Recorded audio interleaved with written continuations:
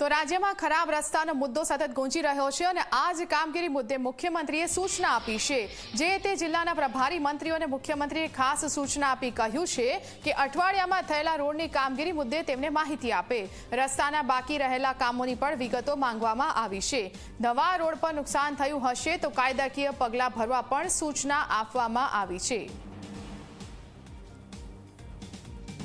પ્રભારી વિસ્તારમાં આજે મુખ્યમંત્રીશ્રીએ ફરી એકવાર સૌ પ્રભારી મંત્રીશ્રીઓને આ અઠવાડિયાના એમના પ્રવાસ દરમિયાન રોડોની મરામત માટેની કામગીરી ક્યાં પહોંચી અને રોડો પર જે ખાડા કે જે રોડ તાત્કાલિક રિપેરિંગની જરૂરત હતી તેની કેટલી કામગીરી પૂર્ણ થઈ છે અને કેટલી કામગીરી એ ઝડપથી નવા ટેન્ડરોના બાદ ચાલુ થઈ શકે તેનું તાત્કાલિક નિરીક્ષણ માટે સૂચના આપી છે।